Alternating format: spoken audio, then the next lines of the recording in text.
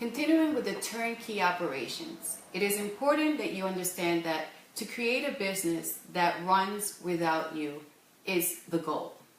Remember, we do not live to work, we work to live. So, with that being said, what are the business standards that you've created for your business, and how do you do that? So last week we went over some of the things that you should worry about. So now we're going to get a little bit more detail. The 3 areas. First, what's unique about your business? How are you going to do your business? How are you going to answer the phone? What's your style of your business location or attire? Even, things like sales processes, accounting issues. What are going to be the steps that you're going to take for your business to run efficiently? Track the results. So now you're creating all these ideas, but is it giving you the results you're looking for? How many sales you need to make to get to the expenses that you have every month, right? So how do you know that the steps that you created are going to give you the results you're looking for? It's not just, okay, answer the phone, put it in a login, transfer the phone call to each department. No, it's monitoring the results that that's giving you. The goal here is to make many sales. So in an office, of course, there's one procedure. In a retail, there's another. But it's the same goal. How many sales are going to get you to get to the results that you're looking for, to the goals that you're looking for? What are the expenses of the business? How do you make sure that you get more yeses than no? Are the products that you're offering your clients, is what the community is looking for? So, what's your unique way of doing business? Track your results and build a system to follow. Last week we talked about the importance of making sure that not only the staff feels that they're being efficient, but that the customer feels acknowledged and that their business transaction was handled in a proper way. The worst thing to do is to make a customer feel like he's not being taken care of or she is not being heard. That's the key here. So you build a system that creates that environment, whether you're selling product or you're doing a service. Make sure that the customer's needs are being handled. And what you're offering, is it ready for the community you're going to be doing it for? Make sure that you're not doing a club in an area that's very residential, right? Doesn't make sense because most people might not go, but maybe a city-like may work. Okay, so the E-Myth talks about innovation. So for example, in our office, when we answer the phone and we recognize the number because that's our customer, we don't say, how can I help you? We say, Mr. So-and-so, good to hear from you. What can we do for you today? It's different. It's not so distant. Where when it's a brand new client, of course we cannot say Mr. So-and-so because we don't even know their name, right? So the ID just shows the phone number and it might show a name of a person, but because we don't know them, we ask, how can we help you today? How can we direct your call? So that's our own uniqueness, that when a customer calls that we recognize, we handle it as if it's a friend calling, more warm, not so distant. So what's going to be your style? Customer service roles. What are the customer service department? What are the procedures that they're going to follow when it's an issue or handling just regular service? Some of our customers will call for, they need to add a car or they just bought a house. Does that go to sales? Does that go to the customer service department? Where does it get distributed? It's very important that you understand that if you do not create this process, your staff is going to do whatever they want because they don't know what to follow. So, and when that happens, this order becomes really relevant here. It becomes a mess. So the accounting steps, your marketing, your operations, who are going to be your vendors, your suppliers, who are you a member of, what technology format are you going to use in your business, what works for you, for your business. In an office, we might have different setups. Maybe retail has another one, but there's still technology involved.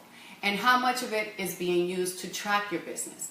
So the other key part after you innovate of how you're going to run your business, what style you're going to run your business, what are the processes in place, and you're going to quantify if what you're doing really makes sense. So how do you monitor?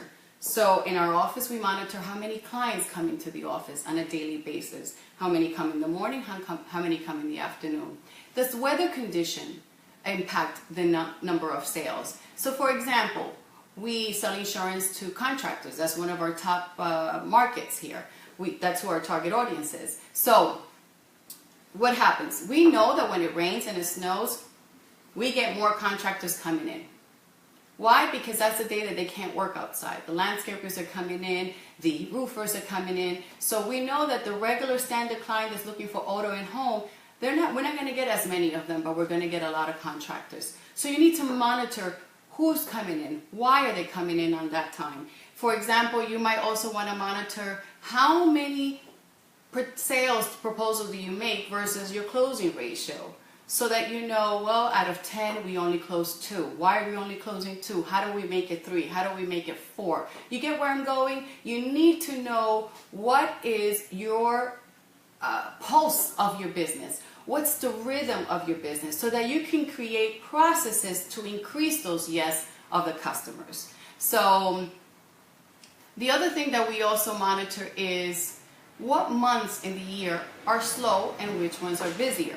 We know that from February to April is our busy month. Why? Because we offer income tax preparation. And most people, once they get their refunds, they go buy a car or they're buying a home. And therefore, we sell more insurance. So it's almost like clock. We already know that that's going to happen. So what do? We market to do more tax preparation, or that we offer more insurance. We get very aggressive during that time. Why? Because it's going to give us the results that we're looking for. We already know the pulse and the rhythm of our business. And as you're building your business, let's say you're just starting, pay attention to that. Create a list of things you want to know. What's your demographic? How old are the customers that are coming in? Are they married? Are they single? Are they more in the professional? Are they more laborers? All those little details that you want to know so that when you're marketing and you're planning, you're doing more efficient.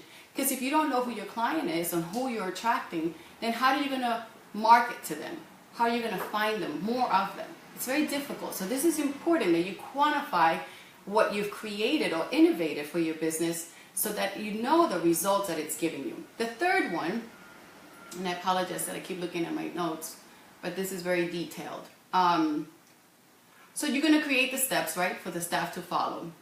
And you're going to know what's your average sale. Very important. When I'm selling insurance, I find it very odd when a customer, a business owner, doesn't know the average sales. It's like, what do you mean? You don't know how many clients you have. Oh, it changes all the time. I know, but we have an average. How many clients do you see on a monthly basis? What is the average deposit that you're making on a monthly basis? I'm not talking about net income. I'm talking about gross sales. So if you don't know that, you need to know that. It's important that you know that. So that you know how many clients you need in order to get the amount of sales that you're looking for. So how do you orchestrate? Very important. There's a statement that an author wrote in his book, and it says, "Discretion is the enemy of order, standardization, and quantify," by Theodore Levitt. He wrote the book Marketing Growth. So if you don't have order and systems in place, each employee trying to help is going to create their own processes. But their processes are not going to link to the other department. And if they don't link to the other department, it becomes disorderly. And then you can't monitor the results of your business. So that's important. So creating the steps that are going to get you the results. But to know the results, you have to have the goals. What are the goals? What do you have in the amount of sales that you want to make on a monthly basis? In order to know that, well, how much are your expenses on a monthly basis, both personal and business? Next week, we're going to talk about with Donna Miller. We're going to have Donna Miller back. And we're going to talk about what's the primary aim for yourself. See, when you start a business, and like I said, we do not live to work, we work to live. We cannot start a business not knowing what are our own needs, what are our own goals, where do we want to go. It is our journey. We're part of the business. It is equally important. It's just, it shouldn't be your entire life. But you need to know where your goals are.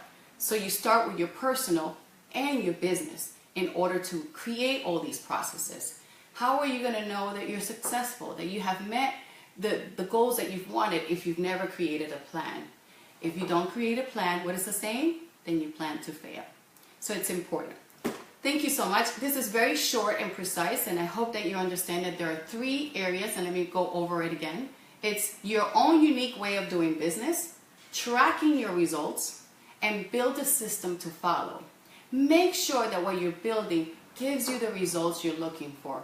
Don't work just to work. Work to get the result. Work smart. This is Esther Tanes. Hope to see you next Tuesday with Donna Miller.